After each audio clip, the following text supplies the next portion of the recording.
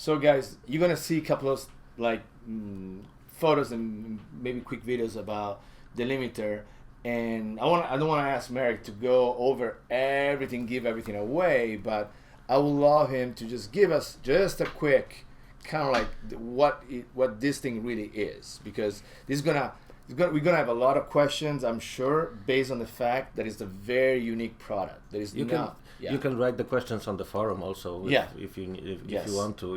If we won't go through all the things that will be interesting for you. Right. So basically, it's a mastering limiter. So its main purpose is to have it as the last piece of gear that you have before mixdown. It has as a limiter you can choose between normal limiting and clipping, and you have one knob that mixes those two states. So 100% is a clipper, 0% is a limiter, and you can go anywhere in between to get the sound that you like, more aggressive, more pumping. Also, you have a intelligent release. It's a new algorithm that measures the signal and works a little bit better than auto release that was usable till these days in VCA compressors, because at the end it's also based on VCA. Right. But you can turn it off and set the release to your favorite. For example, as electronic music is, right. You go for one tempo, and most of the times you end on it, so you can calculate the tempo and based on the tempo and adjust the release based on the tempo, and you can adjust on the half of the tempo on the full cycle. Right. Then you get different ways of pumping. You can turn off the clipper, so you can clip your AD also. And one of the most important things, especially with the heavy bass-heavy music, is that you can go into the MS mode. That's fantastic. So the MS mode is mostly clipping only the mid, because in bass-heavy music and electronic music or hip hop, you get most of the energy in the middle. So the limiter will leave alone the sides. You can control the side level as well, right? Yes, you have also the side matrix. So it's also, besides it's a limiter, it's also an MS leveler. Let's say like that. So you can kind of eventually clip the mid, raise a couple of dB the side, make the side be dynamic and open and wide, and clip the center. Or sometimes if you will limit the center a lot, the sides will come out, and you might not be expecting that, and because you were working already on the sides and you were satisfied with that, so you can tame them back to the point that you were satisfied with.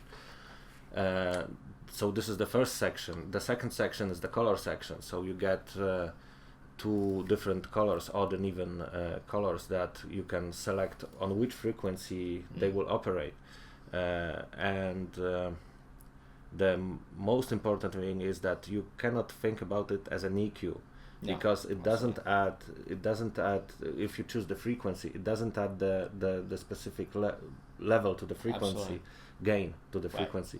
It adds only the harmonics that are, it's kind of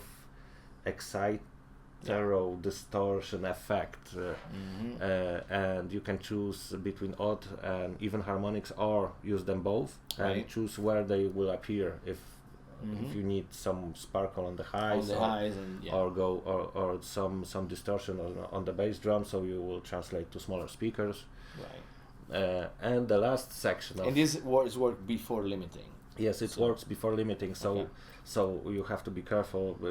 It's best to do the color first, because then the color can push the limiter more than you would like to, and then you can dial off the limiter, because when you are in the color mode, the makeup gain is still working. The threshold is still working, so you can, if you do more color and you hear the compression, you can just pull it down a little bit.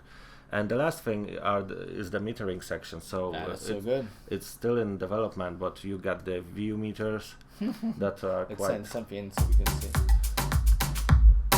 There you go. Yeah, it's in a mess.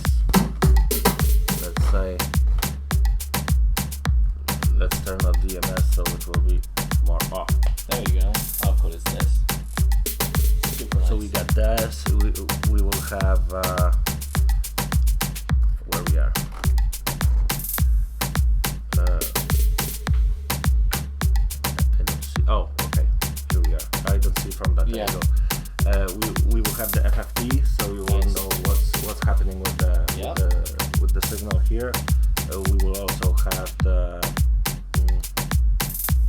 LUFS. So if you guys are into broadcast, you will be and also the LUFS will be connected with the plugin, so it will reset. So it will reset when played and stopped. So that's fantastic. You will be able to measure really what you need. Right. Yeah. So that's fantastic. That's the beginning, and that's great. Maybe I'm not talking about everything. No, but I think that's enough. Now, again, the drive and the frequency. Yes. So essentially, input level, output level. Yes. So the drive actually, when you are in the limiter, okay, the drive is not. It's not the drive. It's the limiter. It's the limiter. It's the clipiter. It's the clipiter. I like that. So exactly. Limiter to clip ratio between that. Yes, and the other one is the release. There you go. So when you go to color section, the drive is the drive is the percentage, the amount of the distortion. Fantastic. And the frequency is where the distortion will happen, and the amount is the mix of the distortion. So versatile. So that's mainly it, and yeah. So we utilized as little knobs as we could. That's great. So everything will be under one hand. Yeah, guys, just you're gonna hear the audio, so that's kind of what we're doing. And because we played with this for an hour before I get you excited about the level of limiting. It was kind of ridiculous how loud we able to go and still retain dynamics and still retain the transient response, still not kill the top end, and because the MS mode still not kill the side. So it was exciting. We'll check it out.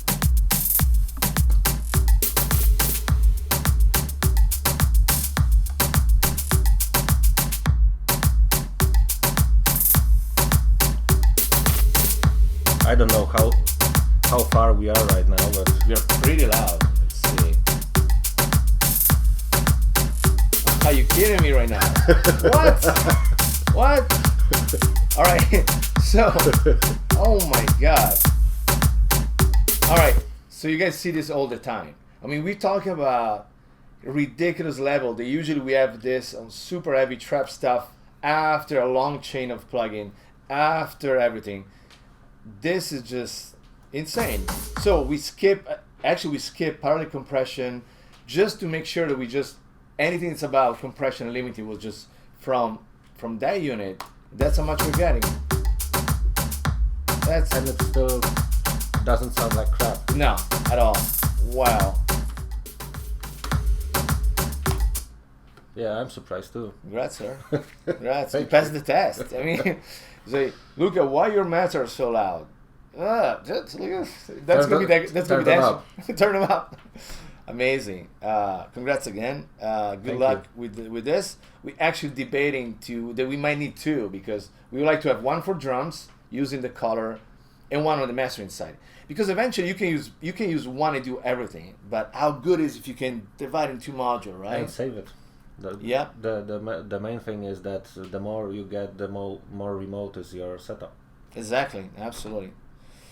I got a guy I think in Chicago that has 10 502Ps and 10 542s.